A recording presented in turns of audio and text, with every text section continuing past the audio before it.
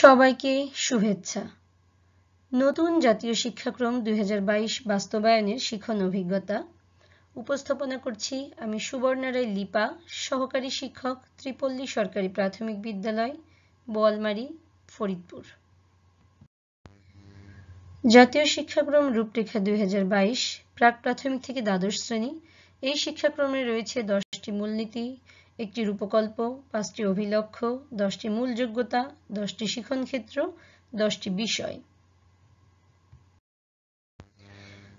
রূপকল্পটি হল মুক্তিযুদ্ধের চেতনায় উজ্জীবিত, দেশপ্রেমিক, উৎপাদনমুখী, অভিযোজনে সক্ষম, সুখী ও বৈশ্বিক নাগরিক গড়ে তোলা।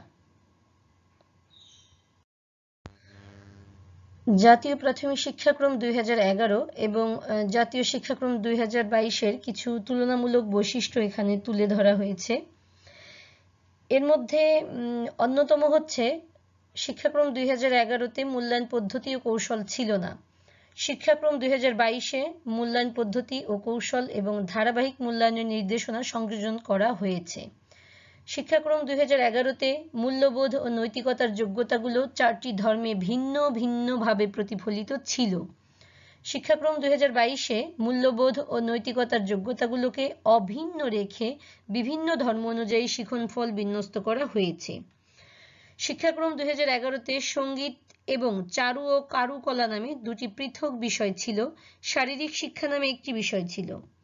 শিক্ষাক্রম 2022-এ সঙ্গীত এবং চারু ও কারুকলা বিষয়কে শিল্পকলা নামে এবং শারীরিক শিক্ষা বিষয়কে শারীরিক ও মানসিক স্বাস্থ্য শিক্ষা নামে পুনর্বিন্যস্ত করা হয়েছে। 2022 সালে আমি প্রথম শ্রেণীর শিল্পকলা বিষয়ে পাঠদান করি। শিল্পকলা বিষয়ে আমার শিখন অভিজ্ঞতা তুলে ধরছি।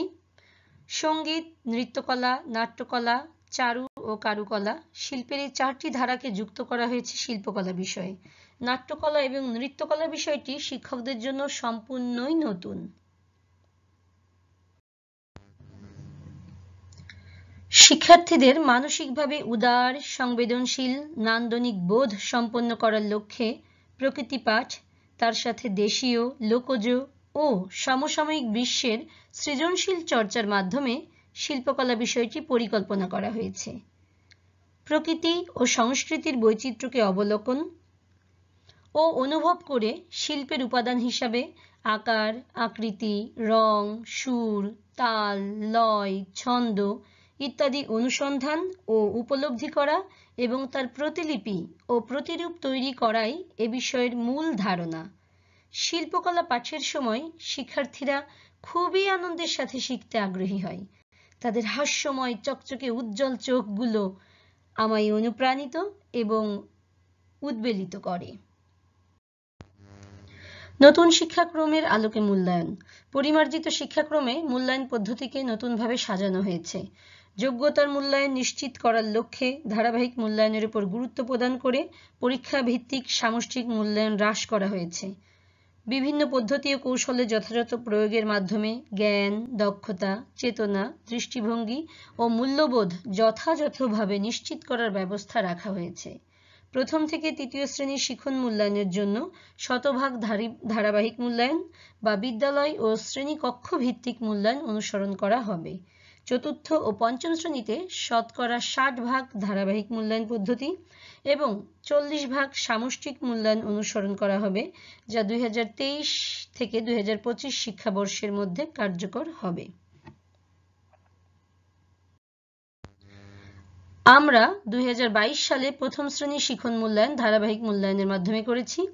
আমি শিল্পকলা বিষয়ে ডায়েরি 1 ও ডায়েরি 2 এর মাধ্যমে মূল্যায়ন করেছি। ধারাবাহিক মূল্যায়নের বিভিন্ন কৌশল ও টুলস রয়েছে, যেমন মৌখিক প্রশ্নোত্তর, লিখিত প্রশ্নোত্তর, পর্যবেক্ষণ যেমন একক কাজ, জোড়ায় কাজ, দলগত কাজ, প্রকল্প বা ব্যবহারিক কাজ। আরও রয়েছে সাক্ষাৎকার, স্বমূল্যায়ন, সহপাঠী কর্তৃক মূল্যায়ন।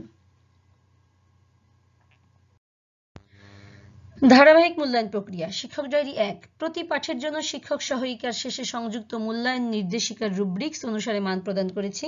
যে শিক্ষার্থী রুব্রিক্সের সব বিবেচ্য বিষয় পেরেছে তাকে 2, যা আংশিক পেরেছে তাকে 1 এবং যে কোনোটি পারেনি তাকে 0 দিয়েছি।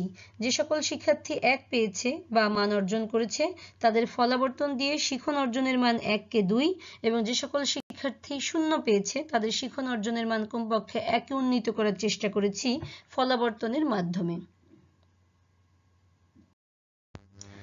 শিক্ষক ডায়েরি 2। একইভাবে শিক্ষার্থীর রোল নাম্বার, নাম এবং প্রতিটি অধ্যায়ের পাঠ ও শিখন ফলের মান উল্লেখ করে শিক্ষক ডায়েরি 2 তৈরি করেছি।